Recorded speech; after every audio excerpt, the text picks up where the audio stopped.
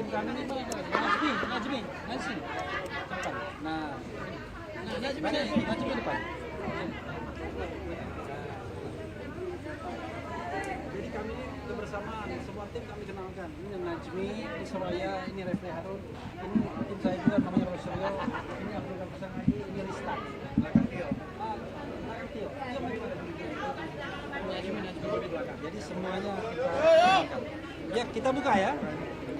Ya, assalamualaikum warahmatullahi wabarakatuh. Waalaikumsalam warahmatullahi wabarakatuh. Kawan-kawan semua, terima kasih atas kesetiaan dan kehadirannya. Walaupun acara kita hari ini cuma menyerahkan kesimpulan, tidak ada sidang, tidak ada jawab jenawab, tetapi kesimpulan ini bagian penting dari putusan yang akan dibuat Senin nanti pukul 13.00 akan dibacakan sebenarnya. Mudah-mudahan seperti putusan sebelumnya, permohonan ini bisa dikabulkan. Karena sebenarnya kami yakin seharusnya ya permohonan ini harusnya dikabulkan. Kenapa begitu? Karena sampai pada sidang terakhir termohon dalam hal ini penyidik Polda Metro Jaya tidak mampu menghadirkan baik saksi maupun ahli maupun surat yang menggambarkan bahwa peristiwa sebagaimana digambarkan pasal 32 ayat 1 Undang-Undang ITE itu terjadi. Tidak ada ahli yang bisa menerangkan telah terjadi semacam pencurian data, semacam edit data, penambahan, pengurangan sehingga tidak bisa diakses lagi informasi elektronik yang ada atau dokumen elektronik yang ada. Tidak ada juga ahli yang melihat Mas Roy melakukan kegiatan-kegiatan yang bisa dikualifikasikan memenuhi unsur di pasal 32. Sekali lagi yang kami persoalkan itu bukan materinya, bukan substansinya, tetapi ada tidaknya dua alat bukti permulaan yang cukup. Jadi ketika Polda Metro tidak mampu menghadirkan itu dalam persidangan, kami menganggap sesungguhnya mereka kalah harusnya kan?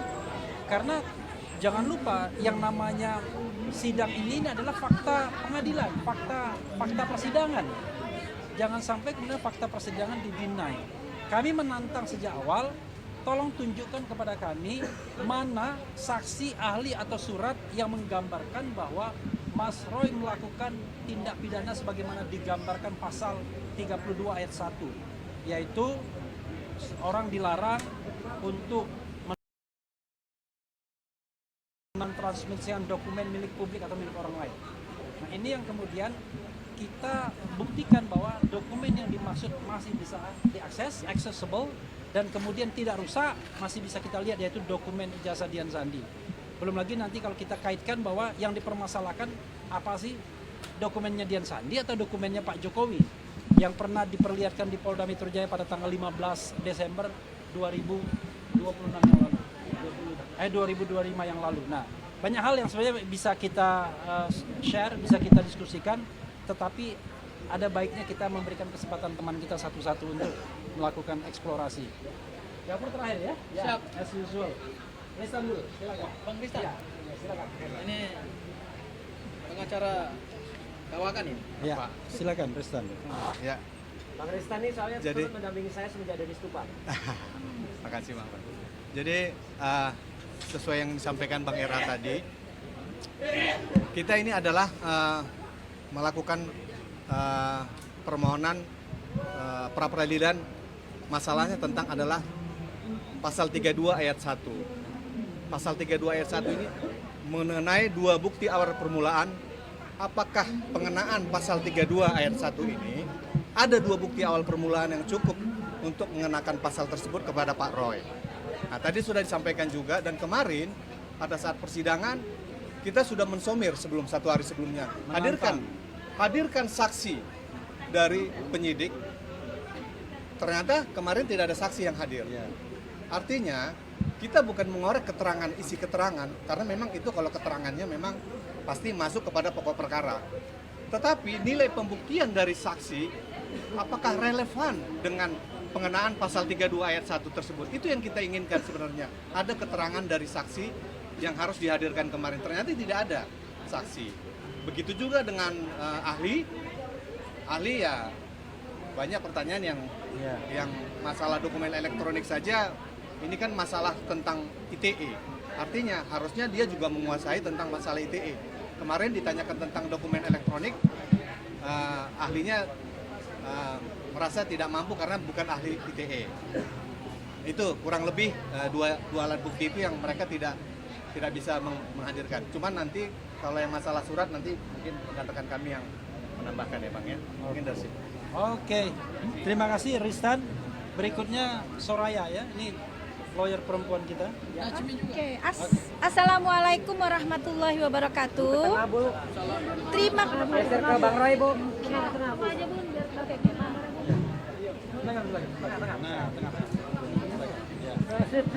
Assalamualaikum warahmatullahi wabarakatuh. Syukur alhamdulillah hari ini sampailah kita pada titik kesimpulan. Dan kita akan menunggu nanti keputusannya di hari Senin jam 1. Tetapi sebelum itu semua terjawab, saya dan rekan-rekan mengucapkan terima kasih pada rekan-rekan semua yang sudah hadir membersamai kita. Dan semoga kehadiran rekan-rekan, pers dan lain sebagainya itu mendapatkan tempat di sisi Allah Subhanahu wa taala. Karena kita sedang berjuang nih, oke? Berjuang bersama pejuang kita Mas Roy. Kita anggap beliau adalah pejuang kita. Pejuang kebenaran dan pejuang keadilan. Ini untuk Mas Roy. Dan kita membersamai pejuang kita dengan memberikan satu landasan-landasan hukum ya yang disertai dengan bukti-bukti yang sudah kita lakukan selama ini. Jadi saya mencoba menambah apa yang tadi rekan saya dan semua rekan-rekan sudah katakan bahwa saksi mereka seharusnya memberikan saksi dari termohon 2 orang. Tapi ternyata mereka hanya mampu memberikan 1 orang saksi ahli. Oke? Kita tidak keberatan dan kita tidak kecewa dengan hal itu. Dan kita semuanya tidak akan juga jumawa bahwa yang seharusnya dilakukan sama mereka dan memenuhi apa yang seharusnya mereka lakukan, mereka tidak penuhi itu. Jadi semoga harapan kita semua nih, para pejuang, rekan-rekan kita para pejuang, ya, untuk menegakkan kebenaran dan keadilan, ya, di dalam proses persidangan ini mendapatkan tempat di sisi Allah dan mendapatkan jawaban yang terbaik. Karena ini juga sekaligus ini menjadi satu edukasi hukum untuk pra peradilan yang akan datang. Jadi untuk itu doakan teman-teman dan terima kasih abang kita nih yang sudah luar biasa juga semuanya. Bang RH sudah mau bersamai kita semua. Terima kasih Bang RH, terima kasih Bang Gofur dan semuanya. Kita tetap berjuang ya Bang ya. Terima kasih. Assalamualaikum. Oke. Najmi. Bang Roy, langsung Bang Roy. Bang Roy. Mungkin rekan-rekan media, saya mau menjelaskan beberapa hal krusial. Yang pertama, ini adalah dokumen kesimpulan yang tadi kami sampaikan ke Hakim pra Peradilan, ya, setebal 41 halaman. Kesimpulan ini merangkum semua fakta-fakta persidangan selama proses pra peradilan. Dan di dalam kesimpulan ini ada beberapa hal dan bahkan juga menjadi fakta persidangan. Ada beberapa hal yang menarik Mas Roy. Yang pertama terbukti bahwa ijazah Pak Jokowi bentuknya adalah ijazah analog.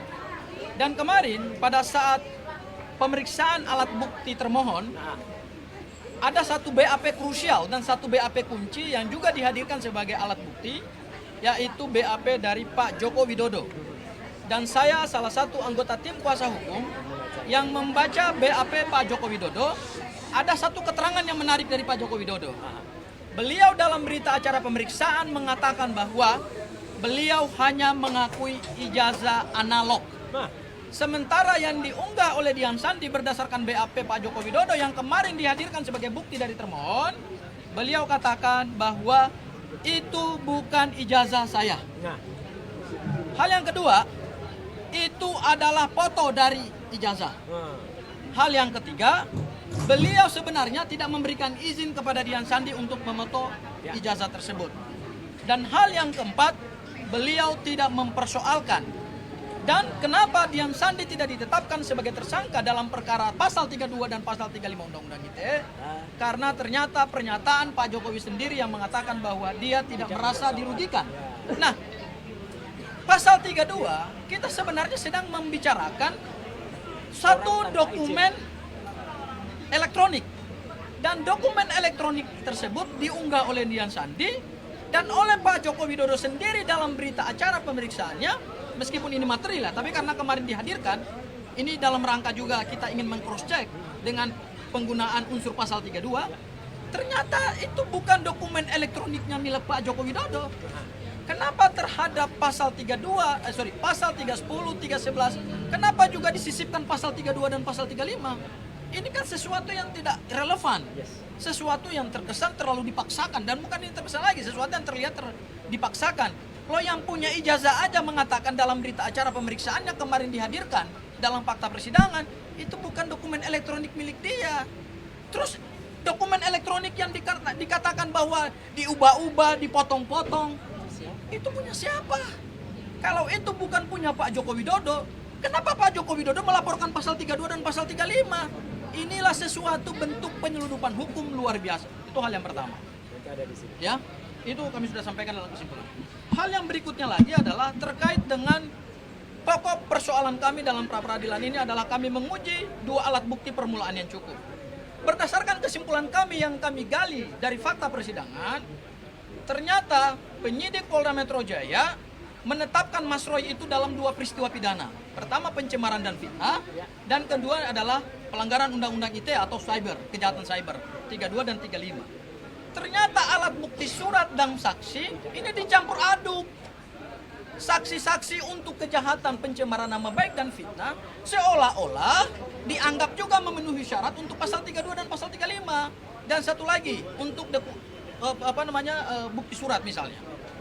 Berdasarkan daftar alat bukti yang dihadirkan oleh penyidik Polda Metro Jaya dan jaksa penuntut umum selaku termohon, ternyata ada 712 alat bukti surat, dan semua alat bukti surat itu berkenaan dengan proses politiknya Pak Jokowi, dan kemudian ada yang berhubungan dengan pendidikannya Pak Jokowi.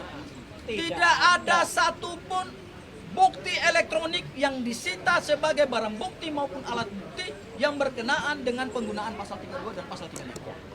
Terus dari mana bukti permulaan surat dokumen elektroniknya itu? Ini kan sesuatu yang gaib, sesuatu yang naif gitu. Mudah-mudahan, Mas Roy, memang ini alot ya. Saya kira ini alot.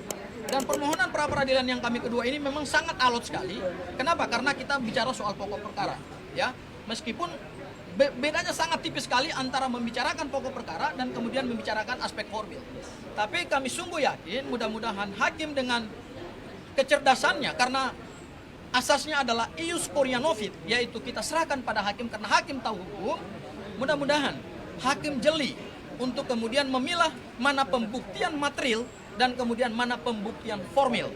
Karena berdasarkan ahli yang kemarin dihadirkan oleh Polda Metro Jaya, ahli justru tidak mampu menguraikan apa yang disebut dengan bukti surat atau alat surat dokumen elektronik dalam konteks pengenaan pasal 32 dan pasal 35 Undang-Undang ITE. Dan kemarin juga tidak ada satupun saksi yang juga dihadirkan oleh Polda Metro Jaya. Mudah-mudahan ini adalah celah di mana permohonan pra peradilan kami bisa dikabulkan sebagaimana pra peradilan kami yang pertama.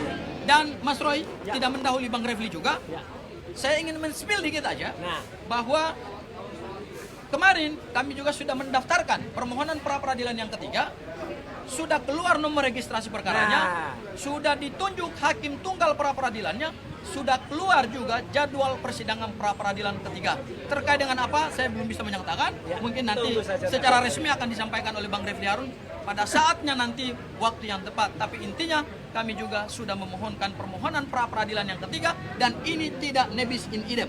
Ya, mungkin itu saja dari saya, Mas Roy. Selanjutnya saya serahkan kepada Mas Refli dulu. Kalau Bang Refli mau menambahkan, silakan. Ya, kawan-kawan sekalian, tadi kita juga menyaksikan sidang Dr. Tifa di PN Jakarta Timur. Dan ada beberapa hal yang sebenarnya menarik untuk dibahas ya. Saya mau spill dua saja mengenai bahwa ada pidana umum dan ada pidana delik aduan. Ada delik aduan. Dan katanya kalau pidana umum itu ya walaupun misalnya restoratif justice dan lain sebagainya, maka pidana umumnya tetap jalan. Jadi restoratif justice dalam konteks KUHP yang baru itu memang harus di bawah 5 tahun. Maka sesungguhnya kalau misalnya cara berpikir jaksa tadi dipakai, ya, maka ada orang yang restoratif justice-nya harusnya tidak dikabulkan. Dicabut lagi. Siapa dia nanti bisa dicek saja. Karena di antara pasal-pasal yang disangkakan itu ada pasal yang di atas 5 tahun. Jadi sependek pengetahuan saya, restoratif justice yang ditawarkan oleh hakim itu hanya berkenaan dengan pasal 433 dan 434. Tapi waktu itu 310 311. Tapi yang berkenaan dengan pasal 32 ayat 1 dan 35 itu sepertinya tidak, karena dia juga menggunakan KUHP baru.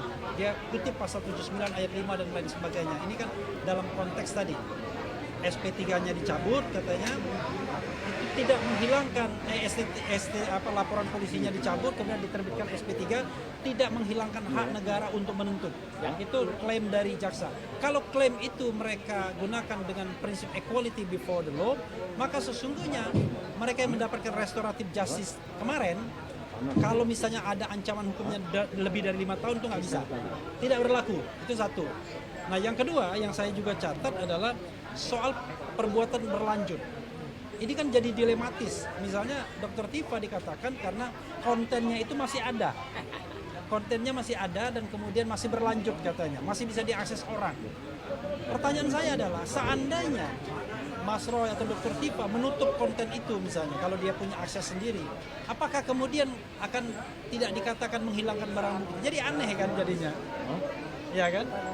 Jadi kalau begitu, maju kena mundur kena dong. Nah, sekarang ada satu spekulasi yang kita harus jaga sama-sama. Jangan sampai kemudian nanti pasal 433 434 itu kemudian tidak dipertimbangkan karena Pak Jokowi tidak datang, ya kan? Karena dianggap delik aduannya kemudian tidak bisa ditindaklanjuti karena pengadu atau pelapor tidak datang, tapi pasal 32 ayat 1 dan pasal 35 jalan terus. Nah, ini kalau ini terjadi maka akan terjadi kezaliman, kejahatan. Karena pangkal persoalannya bukan di pasal 32 dan 35-nya, tapi di soal ada orang yang merasa tercemar nama baiknya, ada orang yang merasa difitnah. Tiba-tiba dia menggunakan pasal tidak hanya fitnah dan pencemaran nama baik, tapi pasal-pasal lainnya termasuk 32 ayat 1 dan 35 yang memberikan ancaman hukuman 8 sampai 12 tahun penjara. Dan itu bukan temuan dari penyidik Polda Metro Jaya, tapi itu adalah laporan awal pada tanggal 30 April 2025. Ya, karena itu kita perhatikan sama-sama, kita tuntut kalau misalnya ini masuk pokok perkara Dr. Tifa atau Mas Roy nantinya, kita tuntut Jokowi harus hadir. Jangan sampai kemudian dia tidak bertanggung jawab terhadap apa yang dia laporkan. Itu yang harus kita pahamkan. Oke, silakan. Baik ya. Assalamualaikum warahmatullahi wabarakatuh. Ya. Tentu teman-teman menunggu dan juga tadi sudah saya sempat menyanyikan apa kira-kira isi kesimpulan kita ya. Tentu kesimpulan kita adalah kita susun secara cermat betul.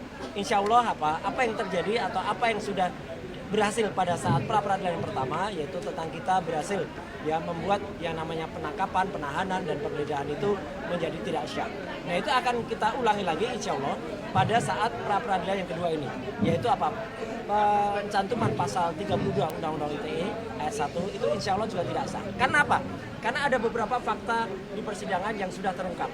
Yang pertama adalah ketika pada sidang pra-per yang pertama itu jelas betul keterangan dari ahli waktu itu, maaf saya sebut namanya Pak Aristo Pangaribuan, itu malah menyatakan penangkapan, penggeledahan dan kemudian penahanan itu cacat formil. Hal yang mirip sebenarnya terjadi juga kemarin ya. Ahli yang dihadirkan, kalau saya tidak salah namanya Profesor siapa Effendi ya dari Universitas Riau, itu tidak tahu menahu soal Undang-Undang ITE dan tidak tahu mana bedanya dokumen elektronik, termasuk bahwa dokumen elektronik itu harus bisa diakses, tidak hanya sekedar dicetak. Dia sama sekali tidak tahu, bahkan dibacakan beberapa putusan MA oleh kuasa hukum kami, salah satu Mas Gabriel Haji, dia berkata belum membaca. Seorang ahli kok belum membaca apa-apa, ini repot.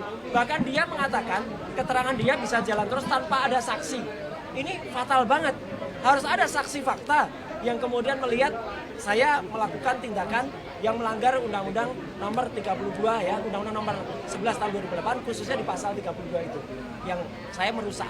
Dan ini sudah dibuktikan sehari sebelumnya ya, ketika pembuktian dari kami, ketika hakim setelah cerdas, secara smart betul ya, Pak I Ketut Darpawan kemudian malah mengakses sendiri ya dokumen milik Dian Sandi Utama pada akun X Dian Sandi Utama yang diposting pada tanggal 1 April 2025 dan diakses dari komputer milik Pengadilan Negeri Jakarta Selatan dan ternyata masih bisa diakses tanpa ada kerusakan sedikit pun. Artinya ini sudah 180 derajat membantah ya pasal 32. Karena pasal 32 itu adalah kalau saya mengakses data itu, kemudian saya membuat kerusakan di data itu, apalagi kalau saya mencuri, kemudian mengunggahnya kembali. Fakta yang lain, saya tidak punya akun untuk melakukan itu. Apa yang kita lakukan adalah melakukan analisis. Dan analisis itu dilakukan bukan di podcast saya, bukan di akun saya, tapi justru di media massa. Ya, milik televisi, yang itu harusnya juga diperiksanya kena dengan harus melewati undang-undang pokok pers dulu atau misalnya undang-undang penyiaran terlebih dahulu. Nah, yang terakhir yang ingin saya sampaikan, satu fakta menarik, saya juga sudah bersama dengan Mas Gafur, kita juga meneliti, alhamdulillah kami sudah membaca berkas-berkas yang kami terima secara resmi, berkas dakwanya, dan di situ sudah ada keterangan dari Dian Sandi juga, ya, yang sempat diambilkan. Dan ternyata, nah ini yang menarik, di situ terungkap bahwa Dian Sandi bukan satu-satunya yang mengupload itu. Dian Sandi bukan satu-satunya yang mengupload ijazahnya Jokowi. Ya, kalau itu tidak diakui oleh Jokowi, berarti sebenarnya itu adalah ijazah yang sudah diumbar ke publik. Ada 4 sebenarnya, tapi yang lain men-take down. Tinggal punyanya Dian Sandi. Dan Jokowi tidak pernah melakukan show atau tidak pernah menggugat Dian Sandi. Meskipun kabarnya Dian Sandi sowan ke Jokowi memohon maaf. Mohon maaf, dalam Undang-Undang ITE itu tetap tidak mengurangi pasalnya. Mau dia mohon maaf, mau dia kemudian mengklarifikasi, tetap namanya mencuri. Ibaratnya mencuri. Saya mencuri data dari Bang Gafur. Saya minta maaf, tapi kan datanya sudah sempat di saya. Sudah sempat juga mungkin disebar ke orang. Sudah sempat ada banyak mendownload. Dan per hari ini, Dian Sandi itu di-download atau jadi unduh sebanyak hampir 9 juta. Jadi artinya, kenapa ada memilih satu orang di antara 9 juta itu yang kemudian saya pun bisa dibuktikan tidak ada akses saya langsung terhadap datanya Dian Sandi karena saya nggak punya akun. Saya nggak punya akun X. Saya hanya menyatakan itu dari media massa. Orang yang membaca melalui media massa dan apalagi itu adalah data publik sesuai dengan apa yang sudah disampaikan penelitian oleh Pak Bonatua dan kawan-kawan termasuk juga Bon Jovi. Jadi artinya dengan adanya fakta-fakta ini termasuk fakta-fakta persidangan ahli dan tidak ada saksi di pra-peradilan yang kedua, kami mohonkan kepada hakim tunggal itu untuk menggunakan benar-benar pikiran dan kebijakannya karena hakim itu kalau sudah menyampaikan putusan itu adalah putusan yang harus diikuti oleh semua pihak dan moga-moga itu akan menjadi keputusan yang terbaik pada hari Senin tanggal 20 Juli tahun 2026 jam 1 siang.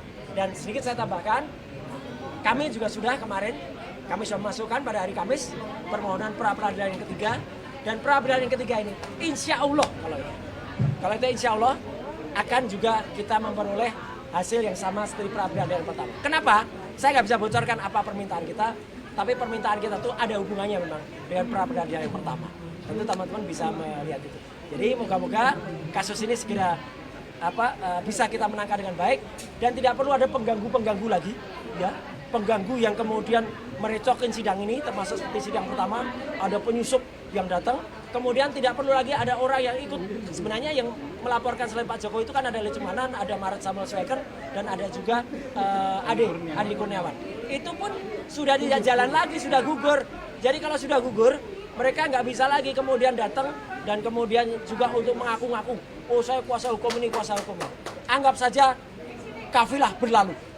Nah, kafilah berlalu kalau kemarin kaosnya hitam, sekarang kaosnya putih. Gitu aja. Kabeh, ya gitu. Kabeh, kafilah berlalu. Sekian, terima kasih. Wassalamualaikum warahmatullahi wabarakatuh. Sedikit Mas Roy dan Mas Refli boleh ditambah. Hari ini kan ada yang melaporkan Mas Roy ke Polres Jaksel. Apa itu? Ijazah ya, gitu. Ini mungkin seperti apa? Ijazahnya siapa? Mas Roy. Ijazah saya? Iya, di Bagus. Jaksel. Gimana Mas Roy? Bagus. Jadi kalau laporkan ijazah saya, berarti dia sama itu mungkin si yang mau membakar Kejati itu. Siapa yang melaporkan? Bagus. Bagus. Jadi kemarin mungkin teman-teman sudah tahu kan?